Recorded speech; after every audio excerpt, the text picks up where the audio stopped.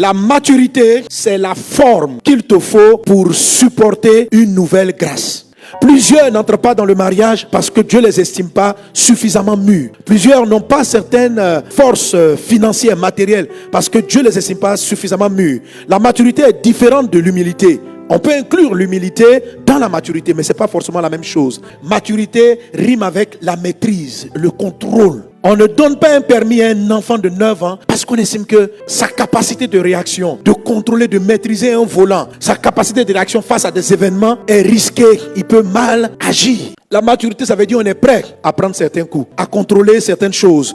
Tant que dans beaucoup de domaines, tu vas rester immature, il y a des choses qui ne seront pas exaucées. Il faut que tu pries, que tu demandes au Seigneur, Seigneur, est-ce que le marché là ne m'est pas donné parce que tu estimes que je suis immature? Il y a des gens qui sont là, pasteur, je dis prie pour moi. Demain, on est sur le point de me donner un marché. Mais tu es immature. Ou si tu n'es pas immature, ta société n'a pas la maturité qu'il faut pour avoir le marché de 300 milliards. Les gens qui sont autour de toi ne sont pas prêts à pouvoir gérer un tel niveau de sollicitation. Chaque fois, je dis au pasteur à l'église, je dis, il y a des gens que Dieu ne nous envoie pas. Il y a une dimension qu'on n'arrive pas à atteindre. Parce que le peu de choses que Dieu nous a donné, on n'a pas encore la maîtrise. Car si tu reçois une grâce, une gloire, plus d'âmes que tu ne peux gérer, tu vas les perdre. Jésus a dit ceci, on ne donne pas les perles aux pourceaux. Il y a des choses qui sont des perles. Le mariage est une perle. Certains moyens financiers sont des perles. Et si tout simplement tu ne sais pas les apprécier, tu ne sais pas les considérer, tu ne sais pas les travailler, Dieu peut attendre de te donner ce qu'il t'a promis. Alléluia. Une personne est immature lorsqu'elle n'arrive pas elle-même à se contrôler. Quand l'enfant est tout petit, tout ce qu'il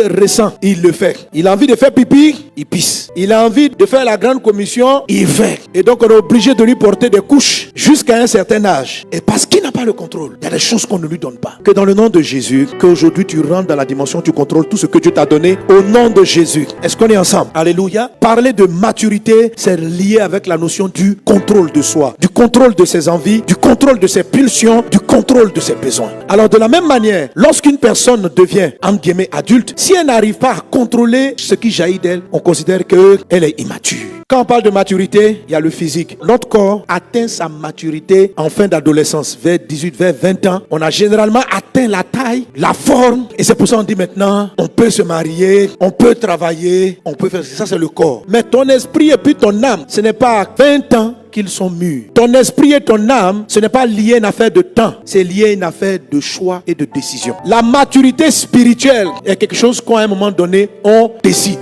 Alléluia. L'apôtre Paul dit, 1 Corinthiens 13, 11, quand j'étais enfant, je parlais comme un enfant, je raisonnais comme un enfant, je pensais comme un enfant. Il dit, mais lorsque je suis devenu un homme, j'ai fait disparaître ce qui était de l'enfant. Le corps physique devient mûr de manière naturelle. Mais ce n'est pas pareil pour l'âme. Ce n'est pas pareil pour ton esprit. Ce n'est pas parce que ton corps a 70 ans que tu as un esprit ou une âme de 70 ans. Tu peux avoir une âme de bébé. Est-ce qu'on est ensemble? Alors, comment est-ce qu'une personne est bébé spirituellement? C'est une personne qui n'arrive pas à contrôler ses émotions. Tu es comme un enfant. Pipi arrive, tu pisses. La colère arrive, tu n'en contrôles pas. Elle te contrôle. Les sentiments de colère décident les gens avec qui tu parles, les gens que tu vas bouder, les gens que tu vas classer, les gens que tu vas déclasser. C'est-à-dire que tu arrives un matin, la personne t'a mal parlé hier nuit, le lendemain, elle te salue. Faut pas me saluer. Moi, je ne suis pas hypocrite. Et puis tu lui parles mal, tu lui dis 4 mots. Quelquefois même tu insultes les gens, après tu te rends compte, tu dis, j'aurais pas dû dire ce dernier mot là. C'est-à-dire que tu ne contrôles pas. C'est-à-dire que la colère, les mots qui arrivent sur tes lèvres jaillissent comme ça.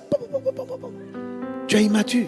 C'est de l'immaturité, tu ne contrôles pas. Et puis quand on demande à ces personnes-là, il dit, pasteur, je ne suis pas hypocrite. Ma soeur, tu n'es pas obligé, ce n'est pas utile. Parce que tout ce que ça va faire, c'est de vous créer des palabres. Est-ce que tu as besoin d'un palabre? Il faut contrôler ça. Quelqu'un qui est en train de dire, si je ressens de te dire, va-t'en, je ne sais pas fermer ma bouche, je vais te le dire en face. Tu ressembles à quelqu'un qui a du gaz dans le ventre et qui est au milieu des personnes, parce qu'elle ressent que le gaz doit sortir, elle fait sortir, on lui demande pourquoi, il dit parce qu'elle n'est pas hypocrite.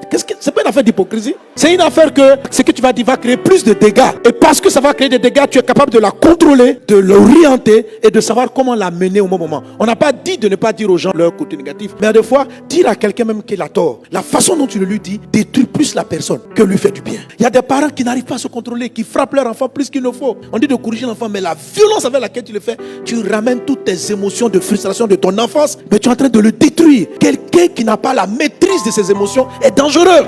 Ça détruit des familles, ça détruit des foyers, ça détruit des vies. Un homme qui court derrière toutes les filles du quartier, il n'a pas de contrôle. Est-ce que tu as envie de marier quelqu'un comme ça? Pourquoi Dieu ne te donne pas des milliards? Parce qu'il estime que tu ne pourras pas les contrôler. Tu ne pourras pas les orienter là où ils doivent aller. Quand l'argent va arriver, je me fais plaisir. Tu sais, moi dans la vie, je me suis jamais fait plaisir. Oh, tu as déjà 10 voitures. Moi, ma passion, c'est les voitures. J'achète la dernière voiture. J'achète le dernier bijou. Je n'ai pas dit, il ne faut pas faire ça. Mais quand une grande partie de toutes tes ressources va pas aider l'homme, va pas aider des gens, que c'est là pour tes voyages, et puis tu es là, tu as les ressources, tu dis, c'est quel contrôle? Il vit ses émotions, il est dans son âme, il est dans se faire plaisir, ce qui vient, il a envie de faire. Tu es immature. Il y a des temps pour se faire plaisir, il y a un temps pour investir. Tout ça c'est organisé. La maîtrise te permet de contrôler tout ça. Tu dois prier Dieu et tu dois parvenir au contrôle. Ne regarde pas les païens qui ont l'air de prospérer, même étant immature. Tu n'es pas eux. Toi, tu t'apprêtes à entrer dans la dimension de l'épouse. Et une épouse va gérer la maison de son mari. Est-ce qu'on est ensemble?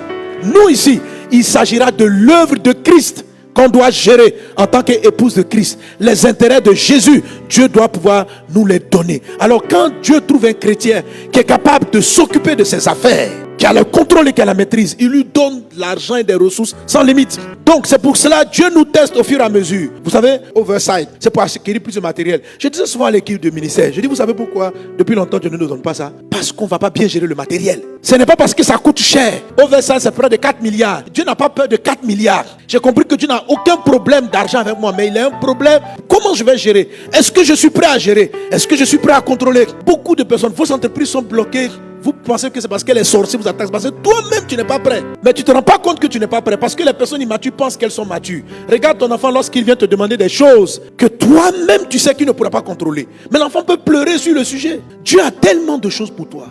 L'apôtre Paul dit, quand j'étais enfant, j'ai raisonné, je pensais comme un enfant. Quand je suis devenu adulte, j'ai fait passer. C'est-à-dire, il a choisi de manière délibérée. Il a regardé et puis il dit, ça, je vais passer ça. Il faut que tu entres dans ce sujet de prière et que tu dis, papa, qu'est-ce qui dans ma vie relève de l'immaturité? Montre-le-moi afin que je le fasse passer. Parce que le pasteur a prophétisé de ta part que tu vas me donner quelque chose de très grand bientôt et tu as besoin que je contrôle. Donc il y a ta maturité personnelle, il y a la maturité de l'entreprise que tu diriges, il y a la maturité de tes affaires, il y a la maturité de ta famille. Est-ce qu'on est ensemble? Alléluia. Dieu peut ne pas te donner une plus grande maison parce qu'il estime que tu ne seras pas la contrôler. Tout simplement. Tu dis, papa, je suis fatigué, j'habite dans une pièce, je veux 3 pièces. Si Dieu voit que tu ne sais pas gérer une pièce, il ne te donnera pas 3 pièces. C'est un sujet qui est exaucé, mais il attend que tu sois prêt. Entre dans la maturité au nom de Jésus. Fais passer ce qui est de l'enfant. Décide et demande la grâce de Dieu et le Seigneur t'aidera. Est-ce qu'on est ensemble? La maturité, c'est la formation. Il faut te former. Va à l'école. Apprends. Tout ce que tu veux faire, apprends. Tout ce que Dieu te met à cœur, forme-toi pour pouvoir contrôler. Tu sais que tu vas avoir de grandes entreprises. Forme-toi encore. Apprends. Sois toujours en train d'apprendre. Et l'humilité va t'aider. Sois toujours en train d'apprendre. Avant que le roi Assyrus choisisse sa femme, dans le livre d'Esther chapitre, on prenait 12 mois de formation et d'entraînement des femmes. Parce qu'une femme qui va être l'épouse du roi a besoin d'être formée. Vous savez que les gens sont formés. C'est parce que maintenant il y a des chefs d'État qui refusent. Mais quand j'ai commencé à m'approcher de parler de ces chefs d'État, je me suis rendu compte que lorsque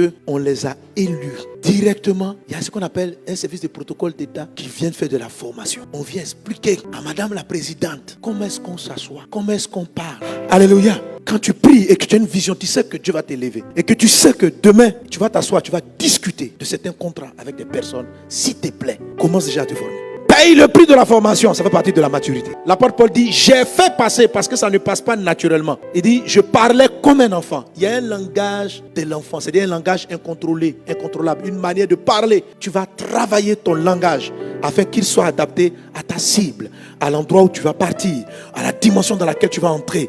Tu vas essayer de voir, prie Dieu pour demander, est-ce que j'ai la maturité du langage? Est-ce qu'on est ensemble? Un pasteur qui va gérer 2000 personnes, il y a une maturité de langage, il y a une manière de parler aux fidèles, il y a une manière de s'adresser à eux. Tu dois être mûr en parole. Une femme qui doit entrer dans le mariage, il y a une manière de parler à son mari. Un mari qui va entrer dans le mariage, il y a une manière de parler à sa femme. Il faut en être conscient pour que ce que Dieu va te donner ne soit pas pour toi une source de problème. Est-ce qu'on est ensemble? Alléluia. Je te vois entrer dans une dimension de maturité au nom de Jésus.